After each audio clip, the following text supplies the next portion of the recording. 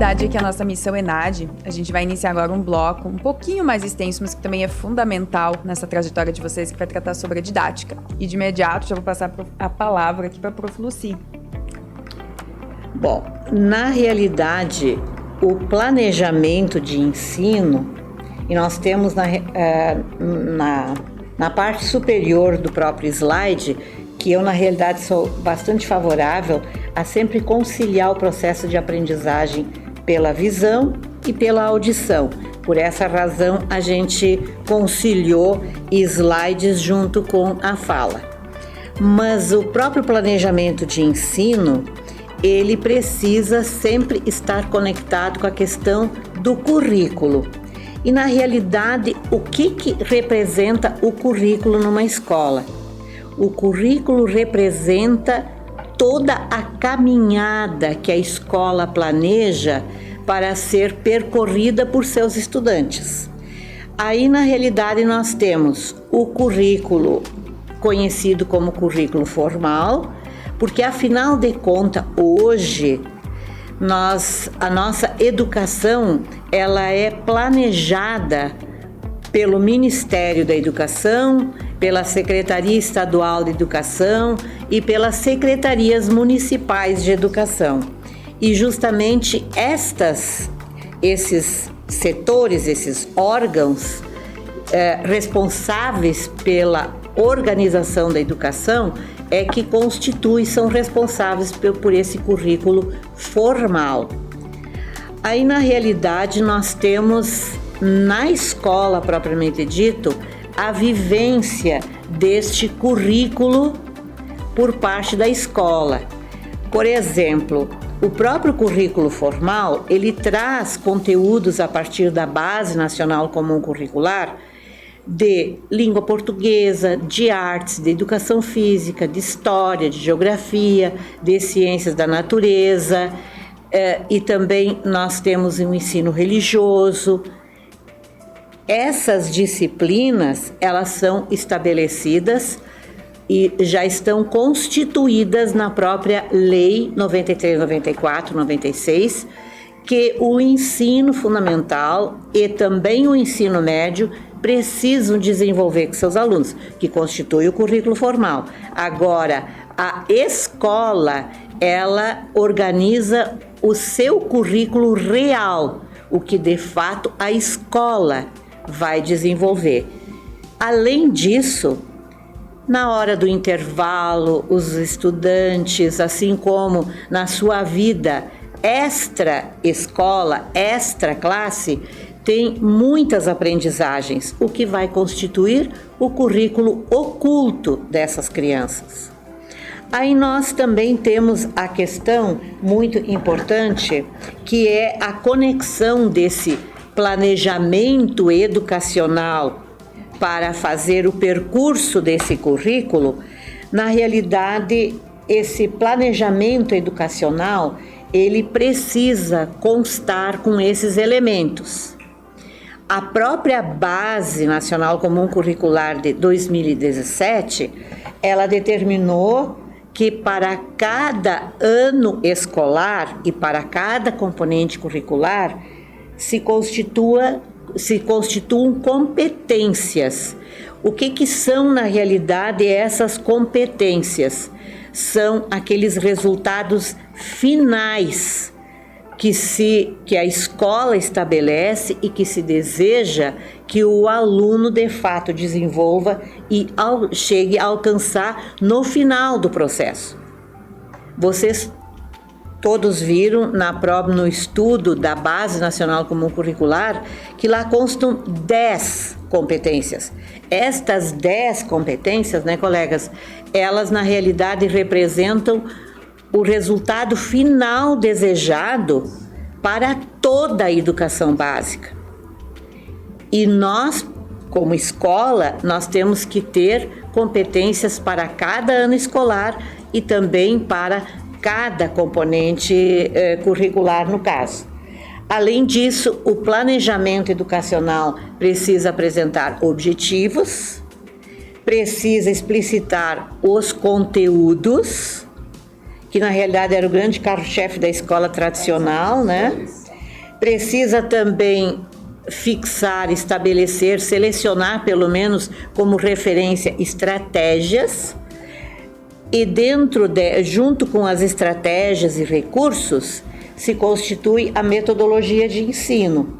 E na questão não é que o último elemento seja a avaliação, porque a avaliação depois vai transcorrer ao longo de toda a execução desse planejamento. Como processo. Isso.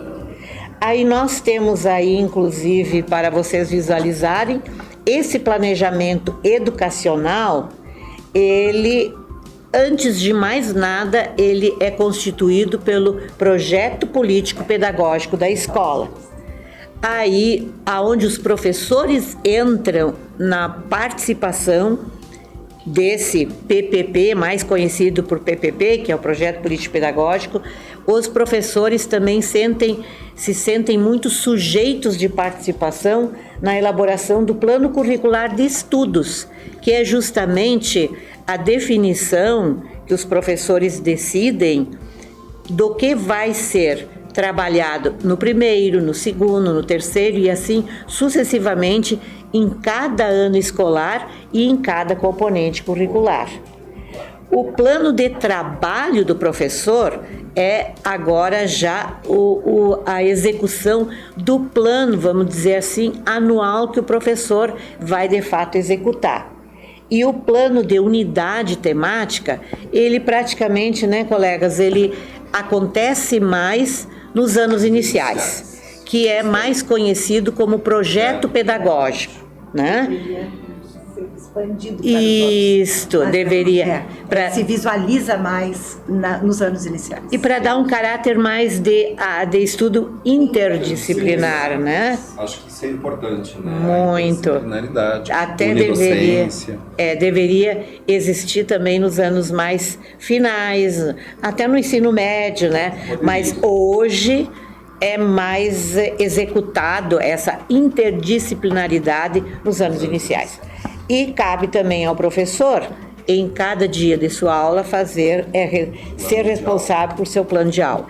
Agora, nós também temos que entender o seguinte, que o primeiro passo importante quando um professor vai à execução desse seu planejamento, ele tem que ter conhecimento da realidade. E nesse conhecimento da realidade, por aquilo que vocês podem visualizar aqui na tela, conhecer os próprios estudantes, seus interesses, suas preferências, a própria família do estudante e, no cotidiano, sempre explorar os conhecimentos prévios.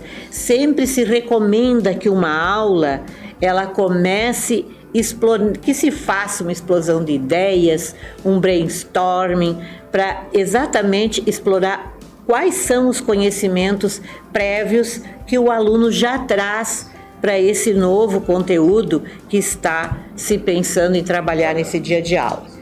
E essa questão de levantamento desses dados todos, da realidade, leva o nome de sondagem. E quando a gente, como professor, se dedica a estudar esses dados, a gente vai, o resultado desse estudo de dados vai se constituir no diagnóstico, que na realidade sempre é bom também a gente descrever esse diagnóstico como resultado dessa sondagem. Acho que é importante também a questão dessa sondagem, o diagnóstico, para poder compreender também o nível de aprendizagem, né, em um determinado componente, enfim. Isso. Né, para que tu possas também pensar o seu planejamento, né, para acolher o aluno, né, nesse plano de aula, para que ele possa se qualificar a aprendizagem, né, e ir avançando, né. Esse diagnóstico, ele pode, que no caso ele acaba sendo um relatório. Isso. Ele também pode ser emitido ou produzido a partir da verificação de conhecimentos que o aluno, vamos supor, eu vou começar a trabalhar no segundo ano e eu quero conhecer o que o aluno tem de aprendizagens do primeiro ano. Sim, na língua portuguesa, exato. na matemática. Isso também se trata enquanto sondagem e diagnóstico. Isso é muito bom. Bom, seguindo, dentro da questão do que seria o segundo elemento do planejamento, nós temos que focar na questão de propor objetivos de aprendizagem. E aí tem um detalhe muito importante, já que o planejamento já começou com aquele primeiro momento do conhecimento da realidade, agora nós vamos para a elaboração dos objetivos, que é o segundo momento. Nesse segundo momento, nós vamos primeiramente deixar bem claro para vocês o que é um objetivo. Vocês estão vendo aí que o objetivo é um propósito que nós, professores, vamos delinear enquanto resultado que nós, professores, desejamos que o aluno alcance. O objetivo a gente estabelece sempre para o alcance do estudante. Nunca o objetivo é para o professor. Nós, professores, sempre temos que já ter dominado esses objetivos. Então é sempre importante isso, que o objetivo é o propósito que a gente deseja que o estudante atinja. Aí sempre temos que entender o seguinte, que os conteúdos, eles também se referem a conhecimentos, a habilidades e a atitudes. Por isso que nós temos que sempre pensar na elaboração de planejamento desses 3 tipos de objetivos.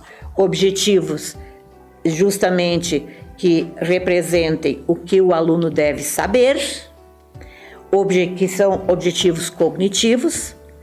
Nós também temos que lembrar da elaboração de objetivos procedimentais, que vão definir o que o estudante deve, no caso, aprender a fazer. E, ao mesmo tempo, sempre, hoje em dia, é muito importante nós termos uma preocupação com a formação de atitudes, né, colegas? Atitudes, valores, a questão da participação, a questão da responsabilidade, do respeito, como exemplos meramente, né? Mas nós temos que propor também nos planos objetivos referentes ao saber ser.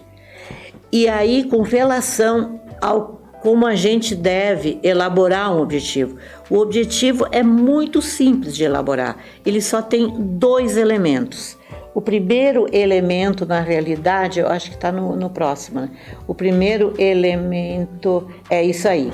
O primeiro elemento, ele vai posicionar as ações por um verbo. Sempre o objetivo começa com o verbo no infinitivo, né? Aí nós temos, de acordo com as categorias definidas por Bloom, esses 6 níveis que vão na área do cognitivo, vão do mais simples ao mais profundo, em termos de verbos, de ações que a gente vai propor nos objetivos. E depois que a gente definiu o verbo, a ação, segue o conteúdo que a gente deseja. Sempre lembrando que o conteúdo vai se referir a conhecimentos ou, no caso, a ações, a habilidades e a atitudes. Eu acho assim, muito, muito interessante essas relações, por exemplo, do objetivo cognitivo, procedimental, atitudinal, com os conteúdos que também são cognitivos, procedimentais, atitudinais. E a implicação desses 2 níveis, né, de objetivos e conteúdos com a avaliação. Né? Porque esses objetivos tu está pensando para uma única aula, para a aula de hoje, por exemplo, que o aluno deverá conhecer, compreender, né, calcular, enfim. E aí, para avaliação, né, ao final da aula, enfim, e durante a aula, o aluno ele está conseguindo atingir o conhecer, o calcular, né? E aí tu consegue ter essa sondagem, né? E gerando diagnóstico para te poder pensar intervenção pedagógica. Isso. Esta avaliação... Isso é incrível. A avaliação justamente faz um retorno em termos de ponderar o nível de alcance dos objetivos. Né? Para nós, professores, é um momento muito importante. E ao que você, César, se refere, é justamente o resultado da nossa avaliação formativa, que tem que acontecer ao longo de todo o processo, ao longo de todas as aulas, né? E eu também queria ainda lembrar que, com relação aos objetivos, existem os objetivos gerais, que são aqueles objetivos que a gente estabelece mais para os nossos planos de trabalho, para os nossos planos anuais, vão os objetivos gerais.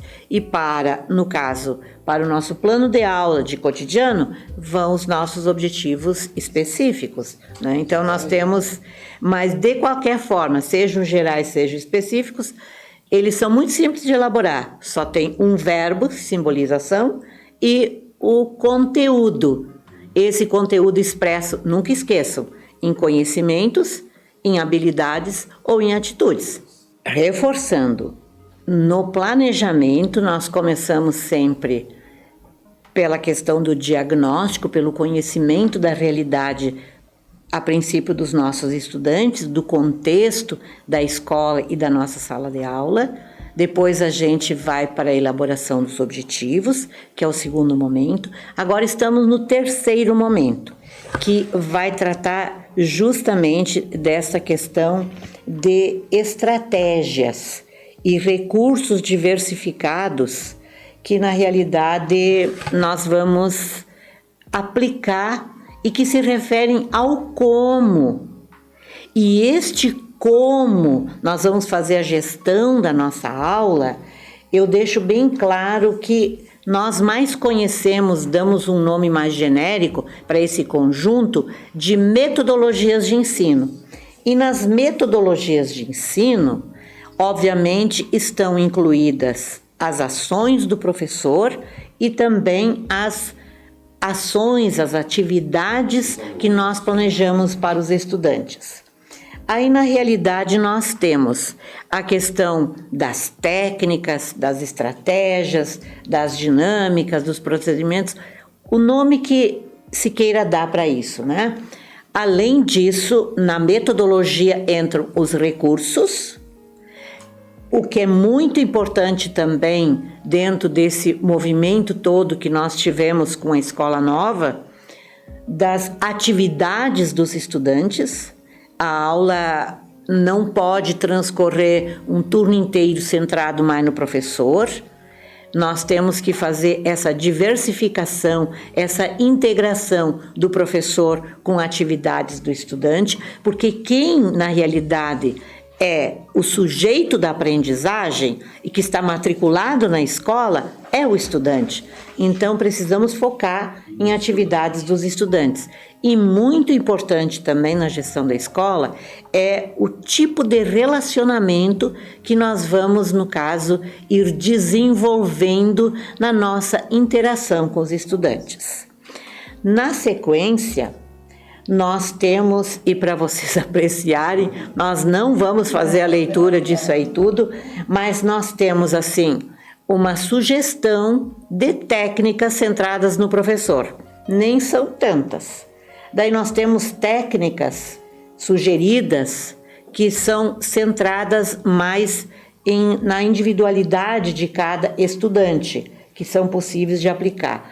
Depois nós temos um rol de técnicas aqui para serem aplicadas a pequenos grupos de estudantes na sala de aula. Temos também um rol de sugestões de técnicas para serem aplicadas a grandes grupos, ou seja, a turma como um todo.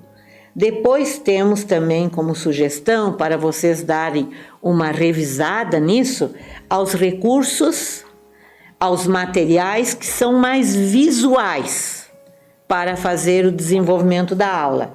Aí nós temos umas sugestões de recursos auditivos, temos também recursos, por assim dizer, instrumentais, que vão se referir justamente mais às tecnologias, ao computador, ao note, à própria internet, né? E aí nós temos também recursos que são audiovisuais, que reúnem tanto a aprendizagem pelo áudio e também pelo visual. E ainda aí nós temos um rol de multimeios, de multirecursos de ensino de aprendizagem como sugestão que podem ser aplicadas para o desenvolvimento das aulas. Agora, depois que nós vimos a questão do como, nós entramos com o que mais se protagonizava, por assim dizer, no tempo do ensino tradicional, que eram os conteúdos, né? E aí, justamente, a gente já começa destacando, ainda hoje, que um bom professor, um professor qualificado, ele tem que dominar os conhecimentos específicos da sua docência. Isso é sumamente... E não só dominar o conteúdo, mas saber ensinar. Porque senão fica aquela situação assim, o professor sabe muito, mas ele não sabe ensinar. Nós temos que fazer essa justaposição sempre na nossa docência, tanto do domínio do conhecimento como de saber justamente fazer a transposição didática, né? Que é esse momento de você pegar o conteúdo científico, né, e transformá-lo num conteúdo ensinável. Isso. Né, que alcance, né, o aluno.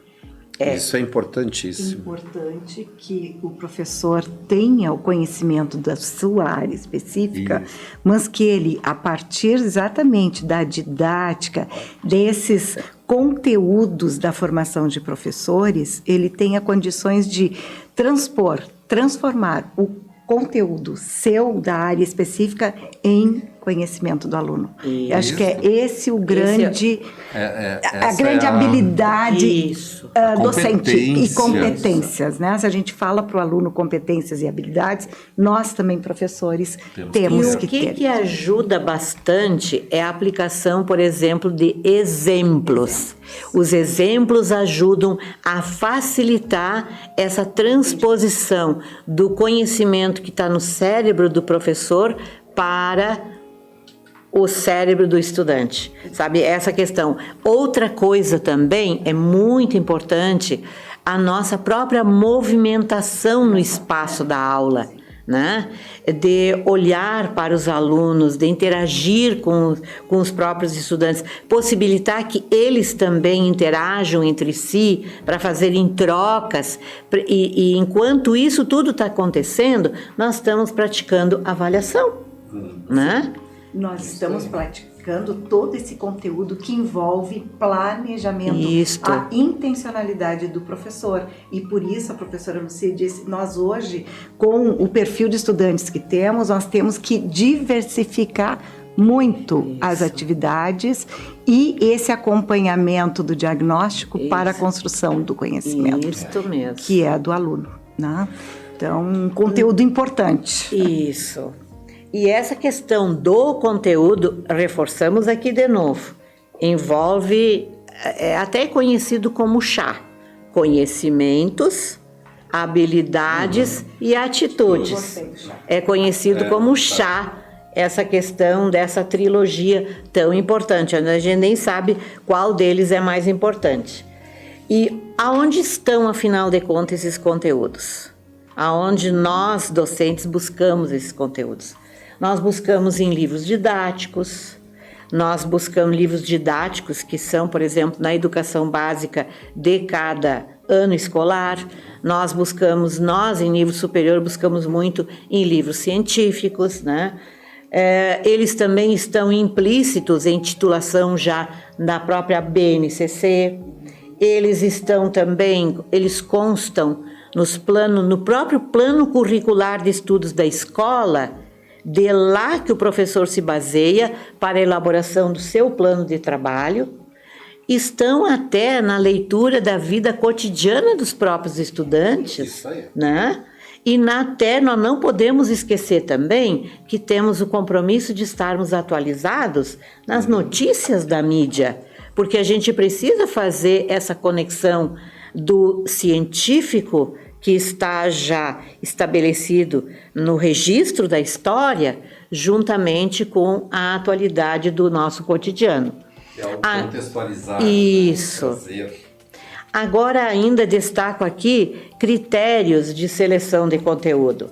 Sempre temos que conectar uma boa aula, ela tem que deixar explícito essa relação de objetivos com conteúdo, porque o conteúdo vai estar dentro do objetivo, né? Nós não podemos deixar também de considerar e dar grande importância ao caráter científico, a questão da relevância social desse conteúdo, da própria sequência. Nós temos que, de aula em aula, realmente fazer uma conexão sequencial desses conteúdos. E aprofundamento dos objetivos, né? Isso da compreensão, para uma avaliação, isso, né? Reflexão. Que tem ali a taxonomia de Bloom, que a Prof. Lucy... uma retomada para um novo planejamento. Também, isso, sim, isso é importante. Isso. Uma outra coisa sumamente importante, que eu acho um dos critérios mais importantes é a aplicabilidade. O conteúdo, na realidade, ele não pode ficar só no setor teórico, aprender por aprender, mas ele tem que traduzir para o estudante alguma aplicabilidade. Sentido. Exatamente, um sentido. Aplicabilidade ou sentido, E essa questão de nós também ficarmos respeitando a adequação ao nível dos estudantes, né? E podem os conteúdos estarem às vezes se repetindo, muitos conteúdos, tanto na matemática quanto na própria língua portuguesa, se repetem dos anos iniciais para os anos finais, para o ensino médio, mas nós temos que avançar sempre de acordo com o nível de desenvolvimento do estudante, ajustar para a compreensão dos estudantes esses conteúdos, né? E sermos também muito flexíveis. Se surgir, por exemplo, uma novidade, alguma coisa que chame mais o interesse do estudante, nós temos que ter esta habilidade de fazer um corte na sequência do nosso conteúdo e atender ao interesse dos estudantes. Muito isso. Cotidiano, bem né? cotidiano, eu diria assim, né? Que vários lugares, digamos assim, estão os conteúdos. Considerar a comunidade onde esse aluno está vivendo como também um conteúdo a ser lido, né? A questão do meio, a questão de filmes, a questão de também teatros,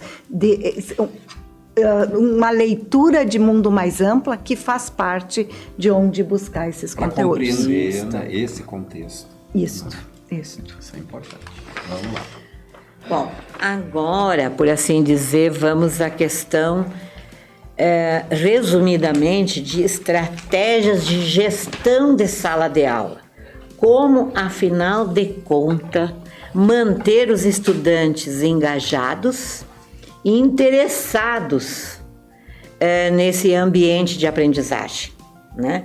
Então, aqui estão resumidos assim 5 contribuições para vocês que vão enfrentar o ENAD. De repente surge alguma questão nesse sentido de gestão de sala de aula, né? Então, algumas contribuições que a gente deixa para vocês.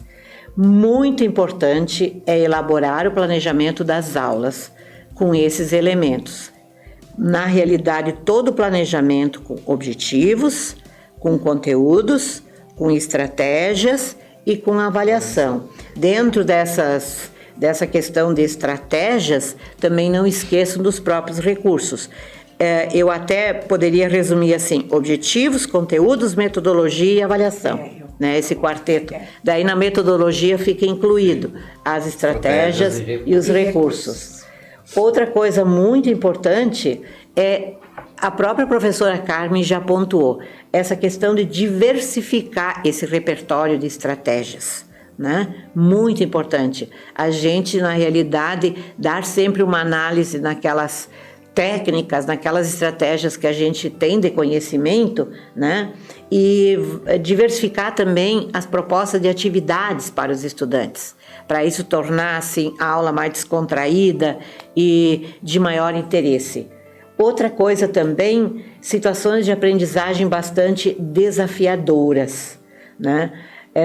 No sentido assim do aluno se sentir desafiado, do aluno se sentir interessado em participar daquele momento, daquela atividade. E ao mesmo tempo, eu até pontuo aqui, para ele se sentir confortável, né? Por isso que é tão importante a forma como a gente se comunica para o aluno, com o aluno, porque afinal de contas, se ele se sente bem nesse ambiente da aula, ele também se sente convidado a estar a participar ativamente da aula. Eu quero destacar uma questão importante, quando se propõe situações de aprendizagem, justamente esse acompanhamento do como o aluno aprende e o que ele está aprendendo. Isso. Porque nesse sentido, o como vai ter atividades que desenvolvem mais o estudante. Nesse sentido, o professor vai ter que experimentar, vai ter que analisar e variar, né? Porque vai depender muito desse olhar do professor para o seu planejamento e para a aprendizagem do seu aluno. E ao mesmo tempo fazer com que o aluno se dê conta do seu processo de aprendizagem e que ele se dê conta que ele está aprendendo naquele momento. Isso é importante, isso mobiliza, motiva, né, o aluno. E nessa fala de vocês, acho que já fica incluída a questão do próprio professor circular na aula. Muito importante olhar olho no olho dos estudantes, para que os alunos também que estão na parte mais traseira da sala de aula se sintam incluídos na aula, né? E se sintam assim próximos do professor. E essa questão do ambiente assim organizado, quando fala em organização, a questão do respeito, do próprio estudante sentir confiança no professor, né? Para que todos eles, na realidade, seja uma sala de 60, na educação básica o máximo é até 35 estudantes, mas que esses estudantes todos se sintam de fato, nenhum deles favorecido, mas todos eles incluídos, né, na aula. Podemos seguir? Monitoramento. Bom, agora nós já estamos assim, por assim dizer, entrando nessa questão mais de avaliação, né? De como nós temos que monitorar o processo de aprendizagem dos estudantes. Já aqui novamente se reforça a questão do variar as estratégias, que a gente já tinha comentado, né? Está reforçado que nós devemos planejar sempre as atividades. E aí entra a questão da avaliação agora. Aplicar técnicas de avaliação também diversificadas. Não ficar porque originariamente ou fenomenologicamente na avaliação se entende que a avaliação é igual à prova, né? E na realidade nós podemos dispensar até as provas. Nós temos tantas outras atividades para propor do que na realidade. As próprias estratégias de aprendizagem, né, já se torna um momento de avaliação. Isso. Todas as atividades promovidas, possibilitadas em sala de aula são possibilidades de avaliação. São processos avaliativos. São processos avaliativos. Não tem. E aí a gente também, durante a aula, a gente precisa sempre estar atento a feedback. Seja durante a aula, nós temos que estar atentos. E se por um acaso a gente detecta, na realidade, que o resultado do feedback não está, por assim dizer, resultando em aprendizagem do estudante, eu deixo bem claro, a gente na realidade na próxima aula, a gente tem que ter feito o replanejamento da aula e a gente tem que reensinar. Retomar, porque afinal de contas, o propósito de uma aula sempre é a aprendizagem do estudante. Isso é o aluno está matriculado para aprender e esse é o foco que nós temos que destacar justamente no desenvolvimento das nossas aulas. E não esquecermos também que nós temos que não só fazer feedback durante, mas também após as aulas. Quando a gente encerrou as suas atividades, a gente também precisa ir para casa e fazer o feedback de como foram todos os momentos da aula. Carmen, pode reforçar alguma coisa? Eu estava apontando para mim mesmo. São noites de não dormir. É aquele momento que a gente sai pela porta da escola e se pergunta como foi minha aula, como foi o desenvolvimento dos meus estudantes e nem sempre essa pergunta é fundamental, ela é diária. Então, que é a autoavaliação do próprio professor. Isso aí. Mas agora eu acho que a gente segue para avaliação ainda. Sim. Bom, agora nós temos esse desafio ainda de trabalhar a questão da avaliação. E a sugestão é justamente isso, diversificar os instrumentos, as estratégias de avaliação. Em tese, nós começamos pelo seguinte, afinal de contas, o que é a avaliação? Lucchesi, esse autor baiano, que é um pesquisador de avaliação, ele define a avaliação assim. A avaliação se constitui em processo permanente de acompanhamento do desempenho do estudante. E, na realidade, quando ele traduz a avaliação como processo permanente de acompanhamento, ele enaltece muito a modalidade da avaliação formativa, porque a avaliação formativa é a avaliação de processo. E, inclusive, não sendo tão exigente no caso na avaliação classificatória, que vai se traduzir numa avaliação somativa ou somatória, né? Então, ele reforça muito que nós devemos, de fato, durante todo o processo da aula, estarmos avaliando. E aí, como ele coloca uma palavra-chave no seu conceito, desempenho. O que afinal de contas é desempenho? O desempenho se traduz justamente nos chás, nos conhecimentos, nas habilidades e nas atitudes de cada estudante. Tudo está relacionado. Isso tudo mesmo. Conectado. Isso mesmo. Aí nós temos ao lado ali a fundamentação legal, por assim dizer, da lei, de toda a orientação da educação brasileira, seja ela básica quanto a superior, e na realidade ela define tanto para a básica quanto para a superior que os aspectos qualitativos devem superar os quantitativos. E na realidade nessa conceituação fica bem claro a ênfase para os aspectos de profundidade de conhecimento, de postura dos nossos estudantes, porque dessas habilidades emocionais, das habilidades socioemocionais, porque afinal de contas a sociedade hoje em dia ela precisa muito desse trio mesmo, dos profissionais com conhecimentos, com essas habilidades. Essas habilidades aqui podem se traduzir em habilidades técnicas de saber fazer, habilidades emocionais e socioemocionais que a gente traduz nas atitudes.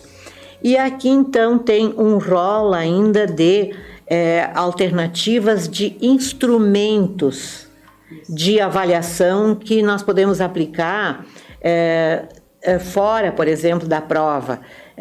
A prova é a mais habitual como sinônimo de avaliação, mas na realidade tem a autoavaliação, tem a técnica da observação, do registro de condutas durante a aula, que a gente define como anedotário.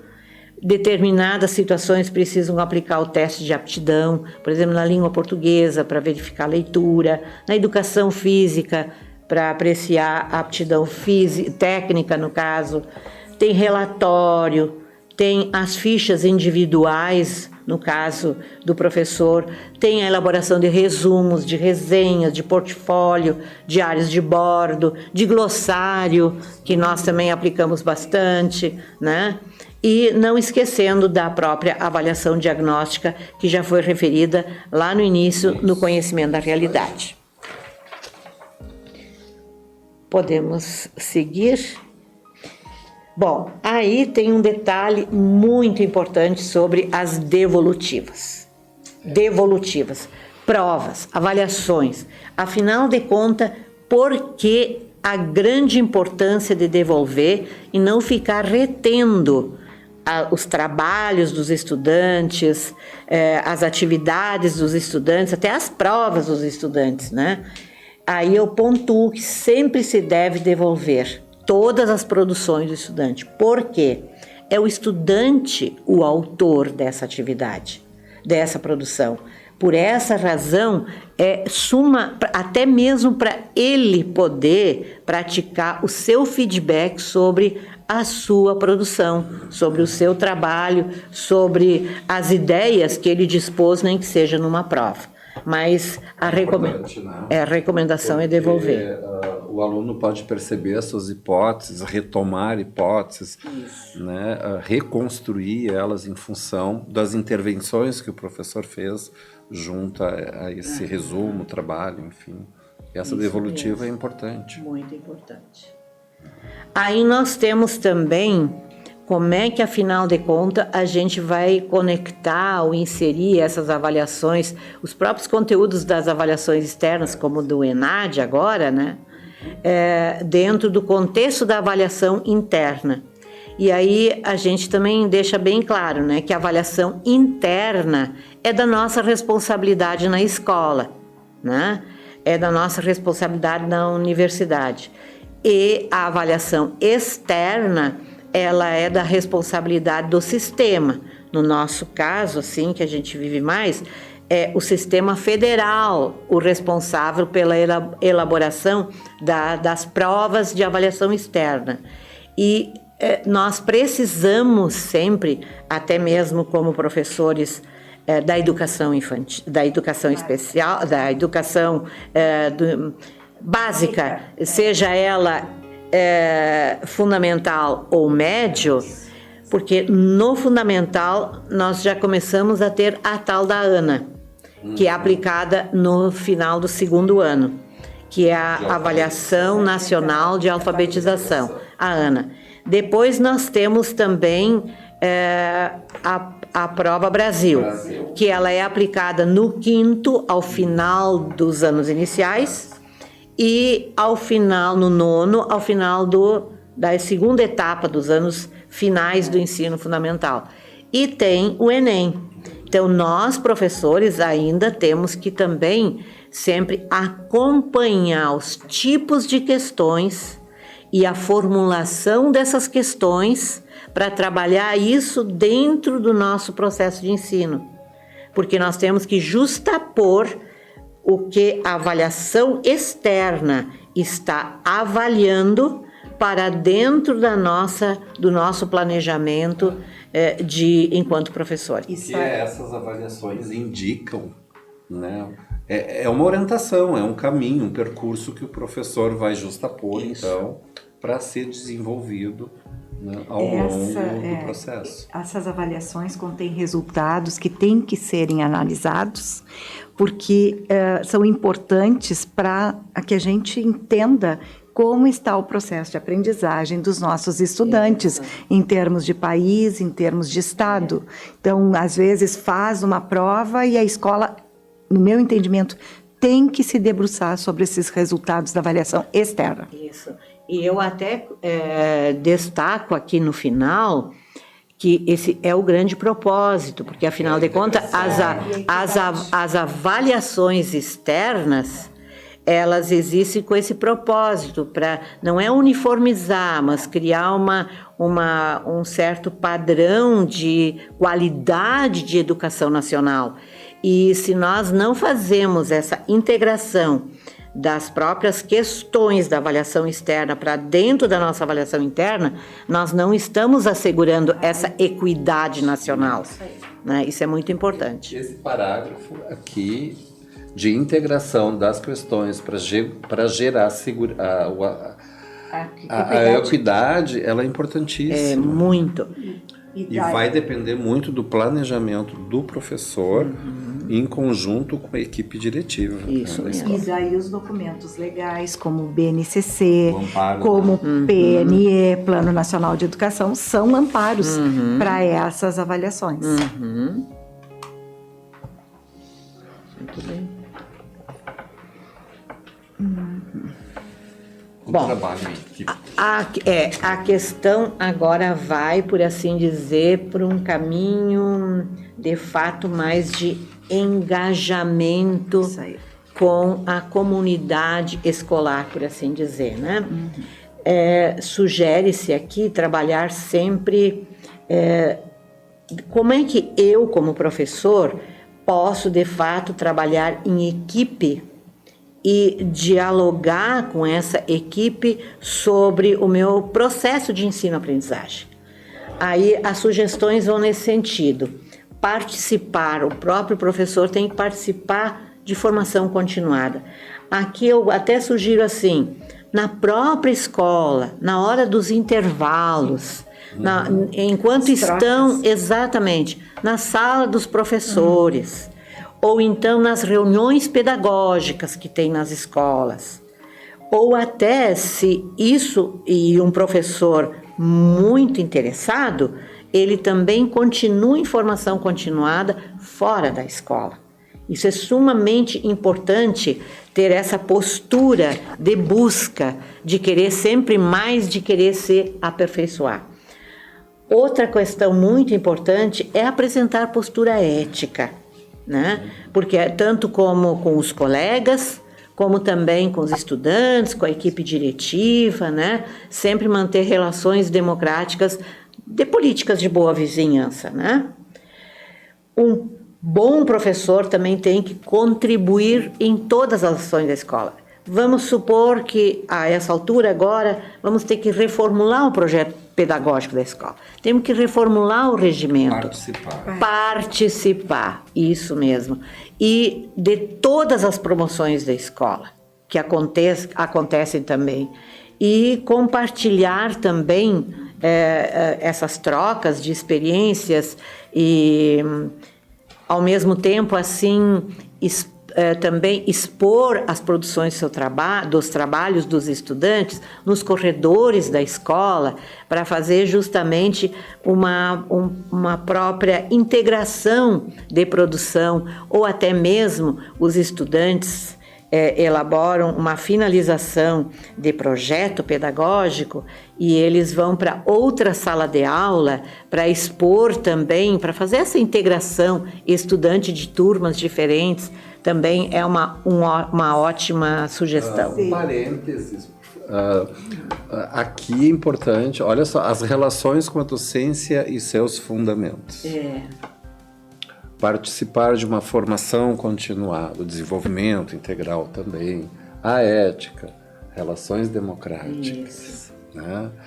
Projeto político pedagógico, né? Participação, compartilhamento, contribuição. Isso é o engajamento do professor na escola. De poder entender as relações das disciplinas como todas, né, das atividades da escola e dos seus objetivos, né? E principalmente o último, que é o relato das boas práticas, que se fala tanto. Compartilhar as boas práticas, que sejam exemplos e valorização tanto do trabalho do professor quanto do estudante. Isso. E ao mesmo tempo, esse relato de boas práticas nas reuniões pedagógicas para os outros colegas que às vezes não tiveram a ideia poderem aplicar também. Né? Exatamente, não confinar isso só na produção do professor, ter essa relação democrática com a turma. Bom, aí voltamos de novo à questão do feedback, que na realidade fica novamente, ele, por assim dizer, é um movimento bem sutil, mas sumamente importante, né? Essa questão de refletir permanentemente sobre a minha prática pedagógica, né? Que passa pela questão do feedback, por realimentar o processo do professor, né? E aí, na realidade, o feedback deve considerar algumas questões básicas. Bom, se o feedback é positivo, se deve valorizar e se valorizará automaticamente o resultado de aprendizagem do estudante. Quando a gente percebe pelas atividades do estudante que ele alcançou os objetivos, é a maior satisfação para a gente, não é mesmo? O feedback da gente fica positivado, né? E, ao mesmo tempo, nesse feedback, a gente deve mostrar aos estudantes quais são as dificuldades, apontar ações, né? Dependendo das dificuldades que os estudantes apresentem e que a gente visualiza ou detecta, a gente deve, na realidade, contatar com eles em caráter particular. Isso. Evitar sempre essa exposição de dificuldades. Isso. Ao seu ritmo, isso. De aprendizagem. E, na realidade, essa prática reflexiva, eu finalizo com essa questão do feedback, ela sempre tem que acontecer nesses 3 momentos. Durante a ação, sobre a ação e para a ação, né? Que na realidade a gente faça durante, quando a gente está terminando e quando a gente até já fechou o cenário da aula e a gente retoma mentalmente o que se processou na aula. Bom, aqui vai a questão do engajamento. Como, afinal de contas, participar da questão da comunidade escolar, a nossa responsabilidade com o engajamento.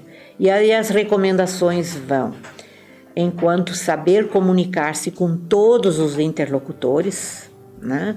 Com colegas, com pais, com famílias, com comunidade, enfim, se for necessário utilizar recursos, mas se puder ser através de uma conversa, porque a conversa tem essa peculiaridade, é a minha versão e a versão do César, a versão é a conversa de um grupo ou de uma dupla de pessoas, né? Acho que aí cabe também pontuar, né, a colaboração para essa conversa, né?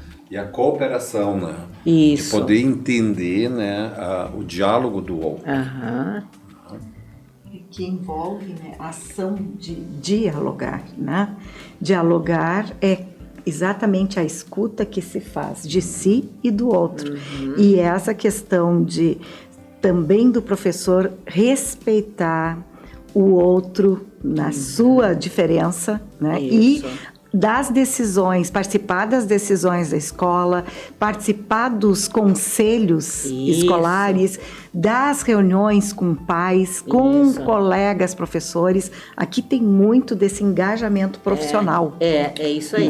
Perpassa, acho que por um processo de inclusão, né? Chamar o outro. Isso. Né? Essa é muito bem pontuado. É isso justamente que está previsto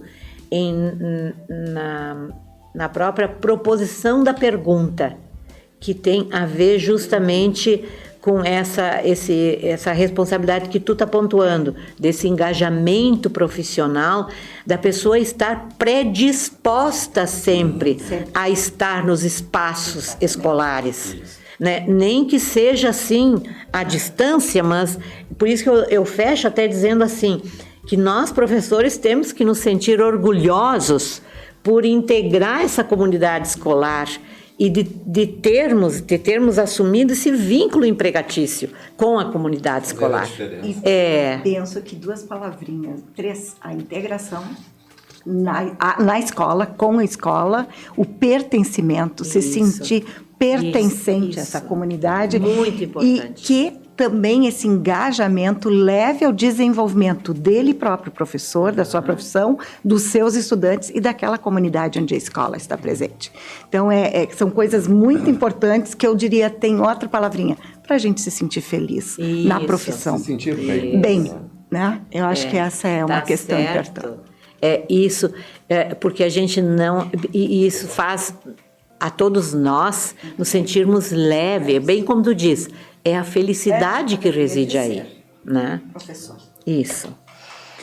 E exatamente vem aí o desfecho, né? A questão do engajamento profissional, respeitando a organização escolar, comunicando com as famílias, compartilhando responsabilidades, estabelecendo parcerias, né? É bem o que a gente já oralmente expôs, o que está ali, então, na realidade registrado.